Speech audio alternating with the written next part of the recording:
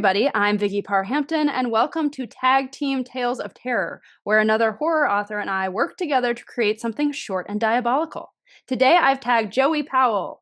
He's an award-winning author and actor, and his recent published work includes Squirming All the Way Up and Night Games, co-authored with his twin Josh Powell. He's also an incredible illustrator and book designer, and he's the owner and operator of Mad Axe Media. Welcome, Joey. Thank you, thank you. Thank you for having me. What a lovely introduction. Thank you so much. You're welcome. And I know you're kind of going to this completely blind, so I will tell you the rules. I'm not just going to throw you into the thing without that. Okay. So, Tag Team Tales of Terror is a progressive story. We will alternate telling bits of the story until we reach some sort of satisfying conclusion. We'll get about 30 seconds, but if you go over, under, that's fine. And then we'll switch. And so just keep your eye on the timer. It's going to be up in this corner. I will have a prompt that I draw from this lovely hat that I got at Spirit Halloween. And then as my guest, you will get to start, which is the harder job, so I'm sorry. Okay. You might want like a pen and paper to jot some things down. You don't have to, but sometimes it can help. We're aiming for about 10 minutes, but if it's shorter, if it's longer, no worries. And then after putting you through that, I do have a surprise for you. Woo! Let's do it. Any questions? No questions. I got my pen and paper ready. Okay, let's see what we've got. Okay. Your spaceship has lost contact with Earth. Oh my gosh. Right? Okay, And when you're ready, let me know and I will press start. Okay, so what do I do now? I develop like the beginning of the story. Is that what I'm doing? You just start telling me the story, and then at 30 seconds, I will do part, and then you'll do part, and we go back and forth until we've told the story. My spaceship has lost communication with Earth. Okay. Um. Okay, let's do it. Okay, you ready? Yes. Okay, I'm pressing start. Okay, so something very strange happened. Um, Braxton Kingston, I'm not good with names, woke up aboard his ship, the SS Mary Magdalene, and why would you call a spaceship that? And it's so funny. So he wakes up, he can't really remember a lot, but he does remember that he's on a ship and he's on a mission to a distant planet. He doesn't know where all of his crew is.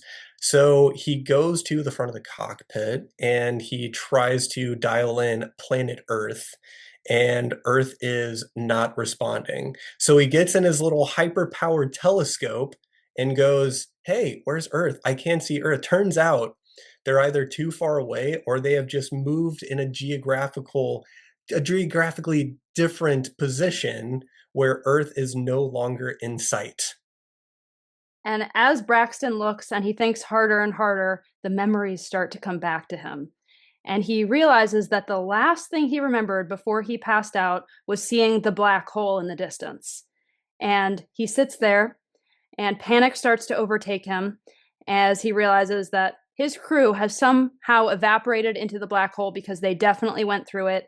And now he might be in an alternate dimension. He might be in another galaxy, but Earth is gone, and now he has to figure out how to survive. But what's this? He's coming up on a new planet. This looks like a reverse Earth, though. It looks like an Earth that is 70% land and 30% water. What is going on here? The colors are different. So he decides, like, hey, patching in, like, come in, planet. I need to dock my vessel because, whoa, we're losing fuel very, very quickly.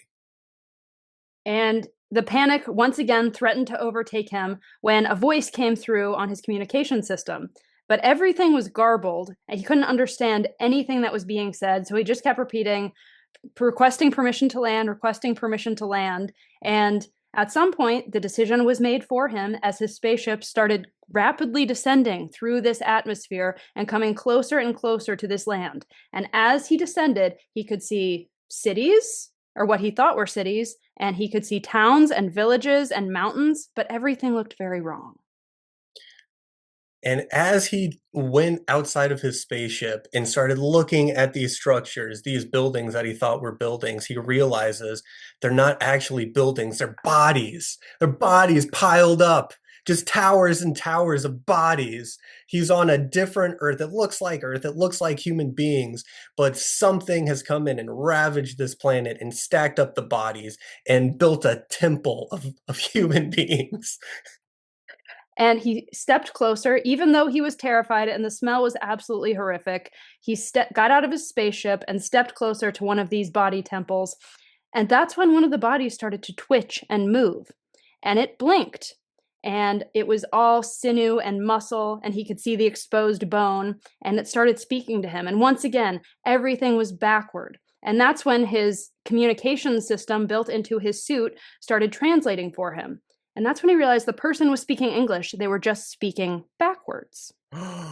Okay, you see where I was going with this. Uh-oh. He has gone into a sort of mirror dimension, a second Earth, he surmises. And what has happened on this planet is that the atmosphere, the plants, the animals, they have all taken over planet Earth.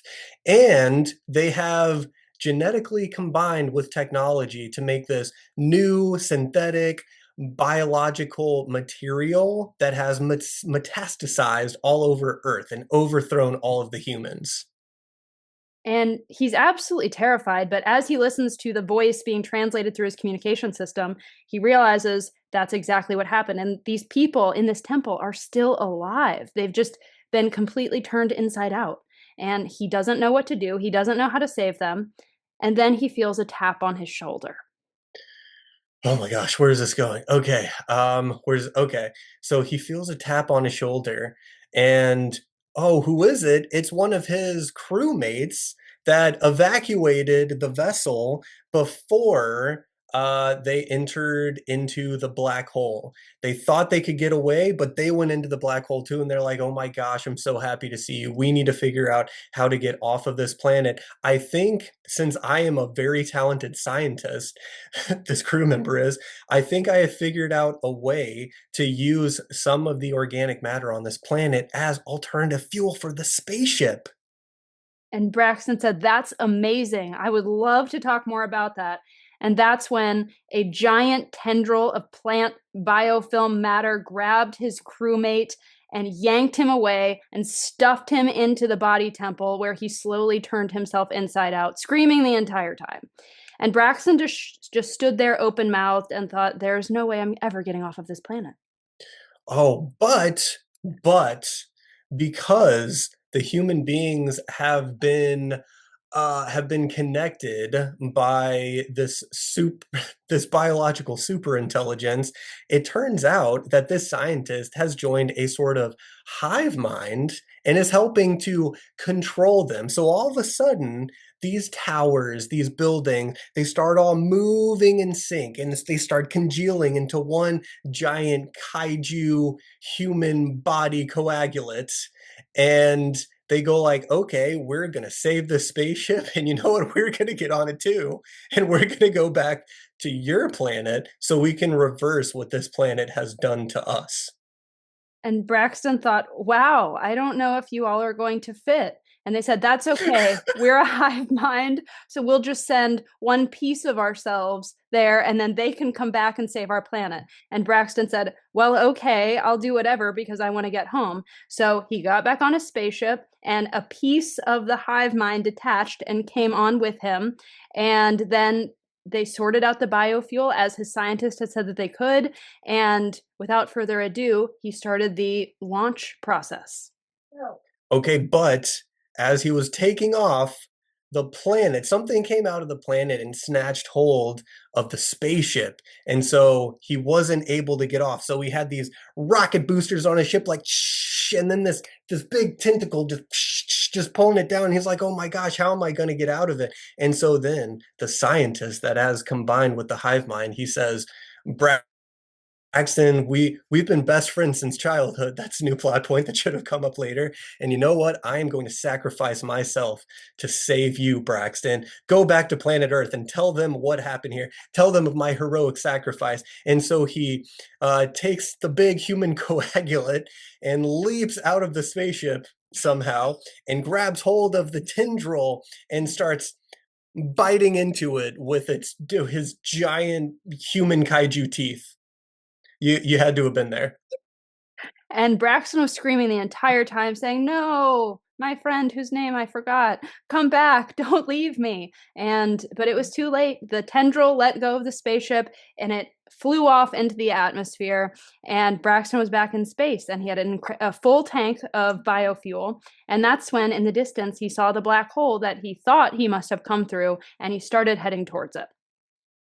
So he goes through the black hole and he thinks he's going to return to Earth, but in a twist ending that may potentially lead to a sequel, he finds himself on an Earth that's slightly different, an Earth that has a monkey face on the Statue of Liberty. And then we realize this is a reboot of Planet of the Apes. The end. The end. Perfect. We did it. Yes. We That did was it. great. That was great. That was a lot of fun. Yeah. I think you should write that book. Braxton I think Kingston is a there should be fantastic some name. changes, but yeah, I think there's some good bones there. So we have to come up with a title for that.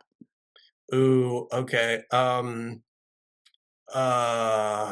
don't know. Can you think of anything? I'll think of something on my end. There are so many things to pull from. We Um, Land of Bodies. I like that. Land of Bodies. Let's do it. See, that was fun, right?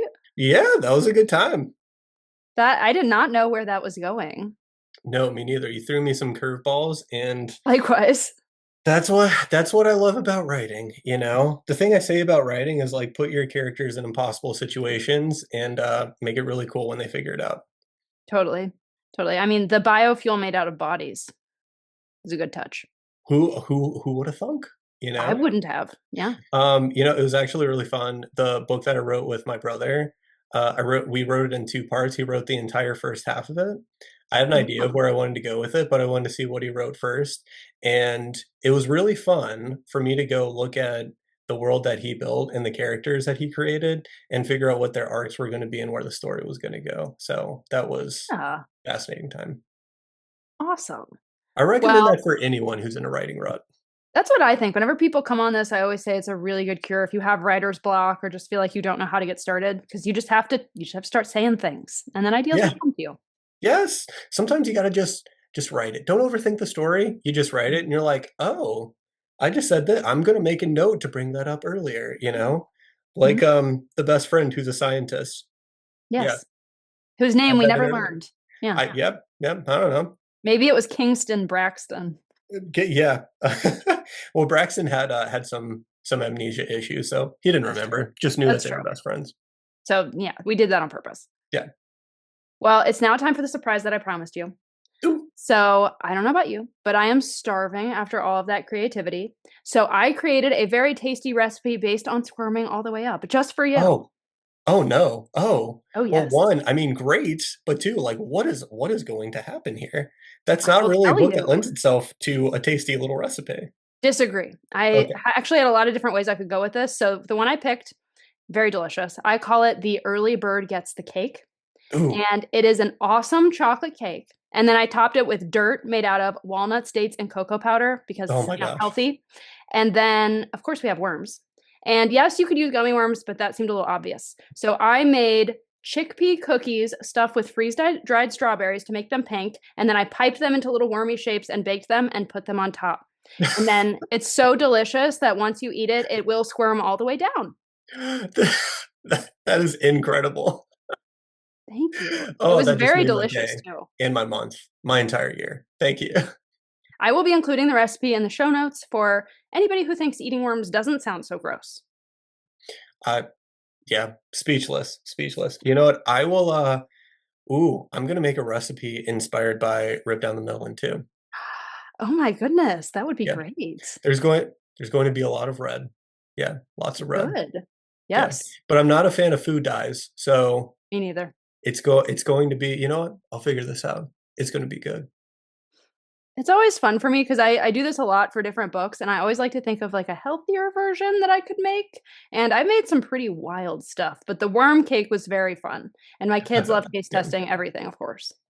Yes, I do love that people, are, they're really enjoying the worm imagery. Some people say they can't finish the book because of the worms. Some people get really grossed out. Some have called it extreme horror. I don't know. I just think worm imagery is kind of fun. I do too. Love Yeah. a good worm, you know? Yeah.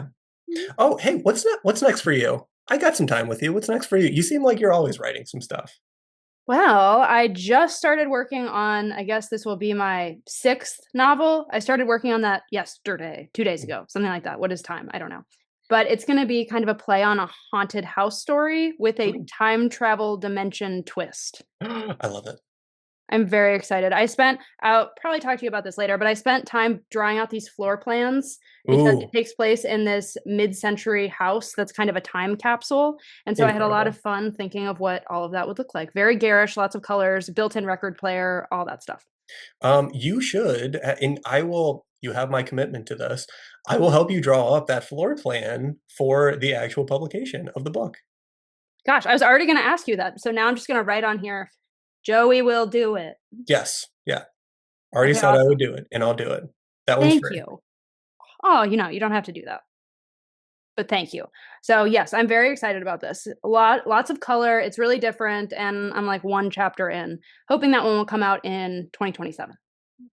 Awesome. You are just prolific. I love seeing it. I love seeing Thank it, you. especially, with all the stuff you're doing, parenting is a really, really big job.